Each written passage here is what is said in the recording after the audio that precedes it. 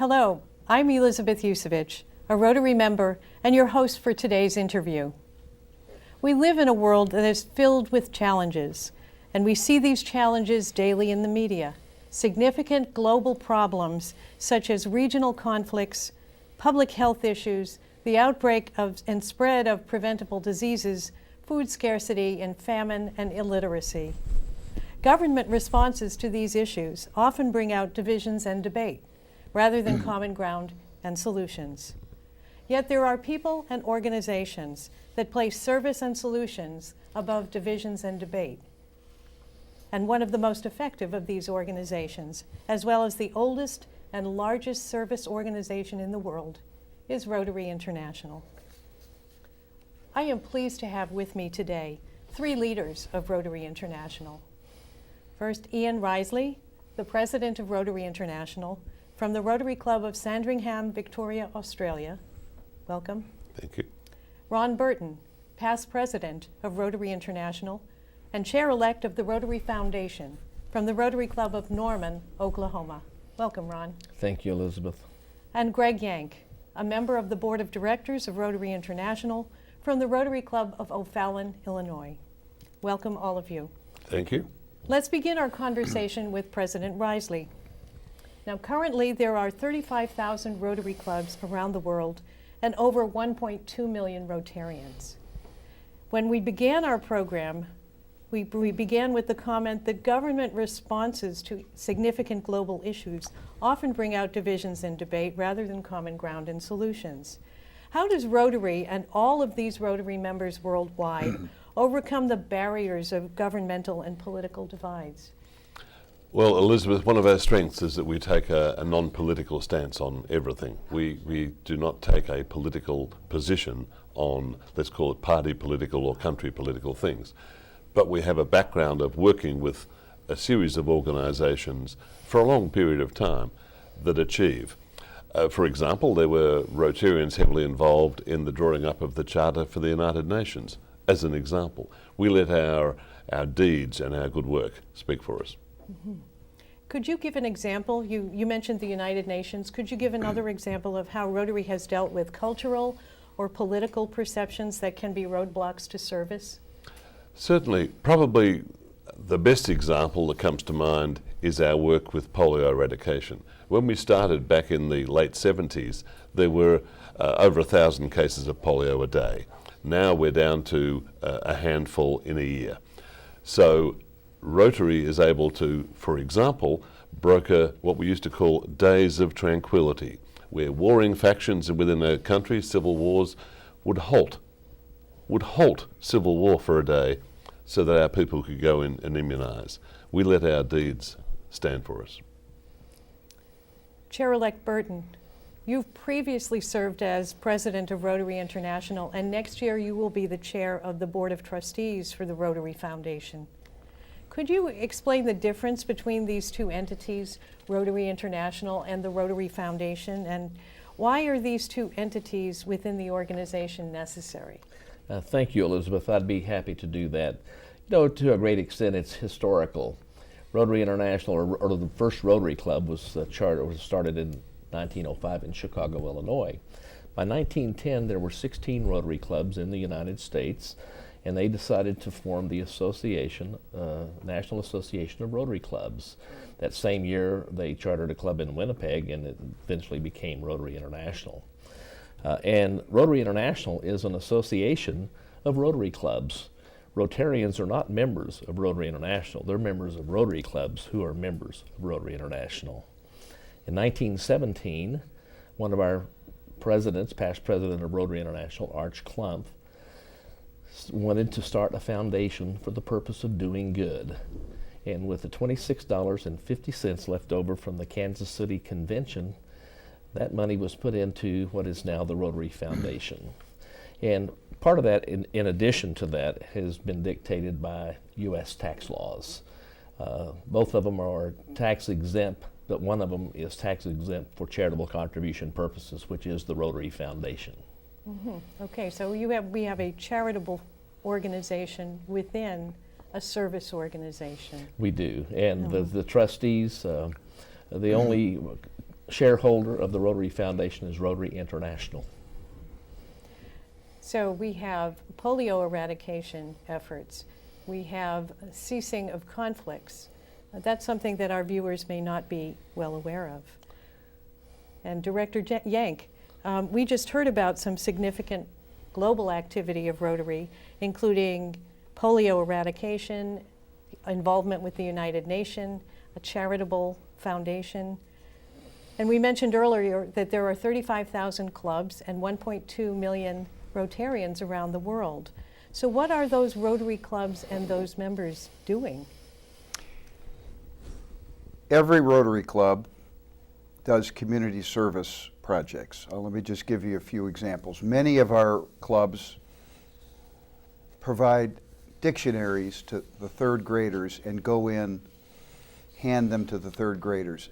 We are committed to literacy and education in Rotary. That's one of our core areas of focus. Our Rotary Club has improved our park system with playground equipment, building a Rotary Nature Center building. Many clubs are involved with Habitat for Humanity, crafting cooperative relationships with other organizations in our communities. Internationally, of course, our clubs and districts are involved in providing clean water to villages in Malawi that don't have access to clean water. We provide, some clubs actually sponsor orphanages or eye clinics. These change lives of the people and the population in those communities. We have a heart-to-heart program in our 26 districts in zones 30 and 31 with 2 districts in Mexico.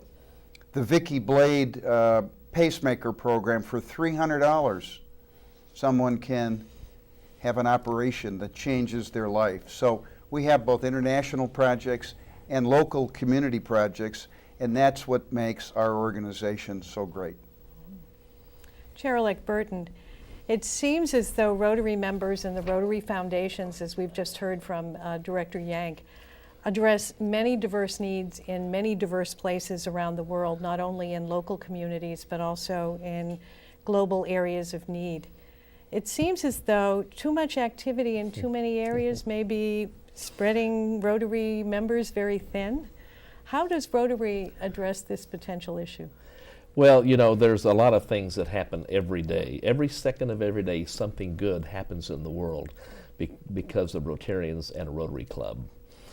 Several years ago now, we decided that we needed to try to quit being everything to everybody, and we embarked on a program to bring a little bit more focus to the programs of the Rotary Foundation, also with the idea of making our projects a little bit larger, more impactful, and sustainable, so they could truly make a difference in the lives of people around the world. So the Rotary Foundation itself is focused on these 6 areas: peace and conflict resolution, water and sanitation, basic education and literacy, disease prevention and treatment, maternal and child health, and economic and community development.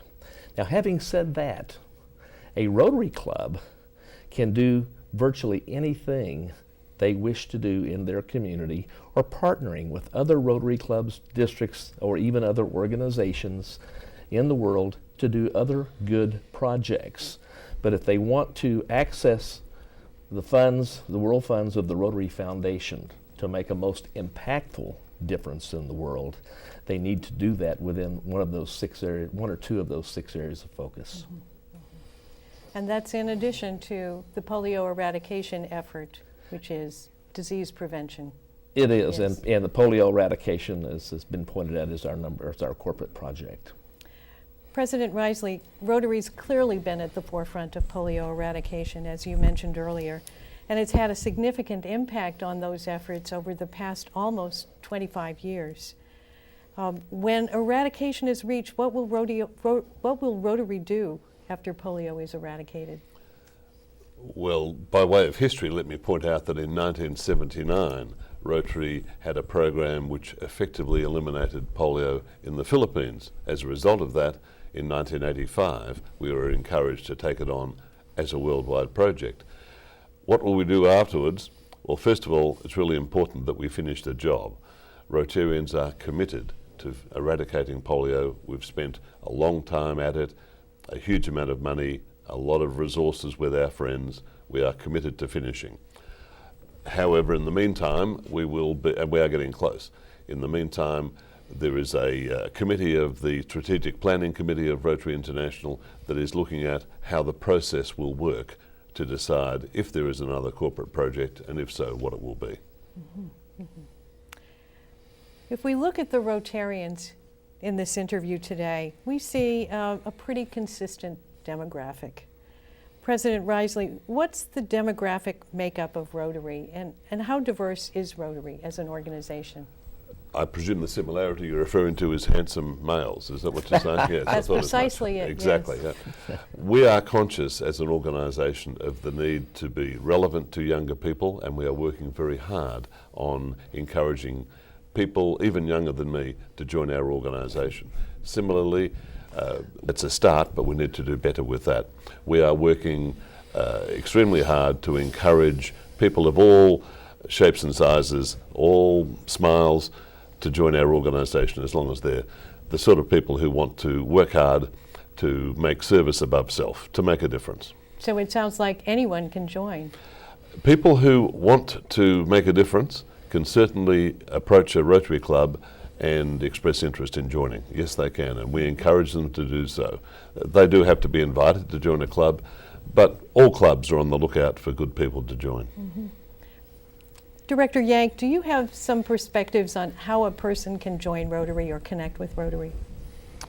Well, if they want to join leaders in their own community, if they want to exchange ideas on some of our community and the world's greatest problems, and then take action, because we are an action-oriented organization. We are people of action. As President Ian said, they can certainly invite themselves to a Rotary Club. You have to be invited, but there's no reason someone can't inquire about how one can get involved in one of the 35,000 Rotary Clubs.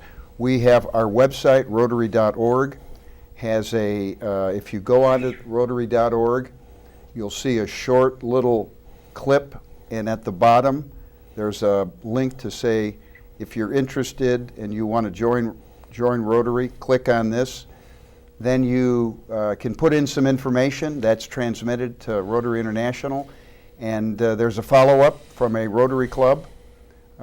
So there are different ways to join, but you do have to be invited. We are a membership by invitation organization, but that's not too hard. Our members need to invite more people to join our organization. So it's members inviting others to join, but also people can inquire Yes. about membership and be invited to join in that way. Chair-elect Burton, I'd like to ask you a question that many of our viewers may be curious about. You've held leadership positions in Rotary International and also in the Rotary Foundation. Are these full-time positions, and are they paid positions? They are not paid positions in the sense of receiving a monetary sum. They are paid positions in the sense of receiving great satisfaction in knowing in your heart that you've helped your fellow human beings. And whether or not they're full-time positions, I am retired from my profession, and I have a lot of time now to devote to Rotary. But you know, it has been a labor of love, and I sometimes kiddingly tell my friends I'm playing Rotary. I enjoy it that much, and I think it's like everything else. You get out of it what you put into it. Mm-hmm. So the key is satisfaction. It is, and it's as Ian has said, it's 1.2 million members who are volunteering their time and giving of their resources to truly make a difference in our world. Director Yank, it sounds like there are many ways to serve and lead in Rotary, correct? Right. And Rotary members can serve as, for example, a club president or as the leader of a geographic grouping of clubs called a district, as well as serving as you do as a member of the Rotary International Board of Directors. How did you learn what you needed to know in order to be effective as a Rotary leader? Well, I joined a club and got assigned to be the bulletin editor for each meeting.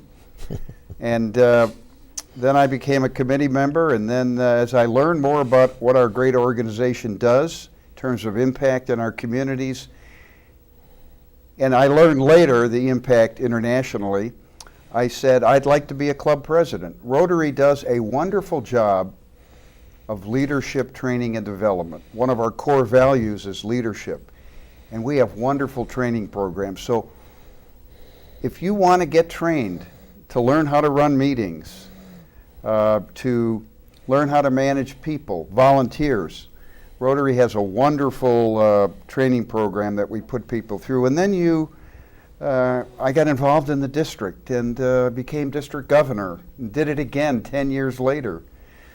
And now I have the privilege of serving on the Rotary International Board of Directors. It's an honor and a privilege for me at this point in my life.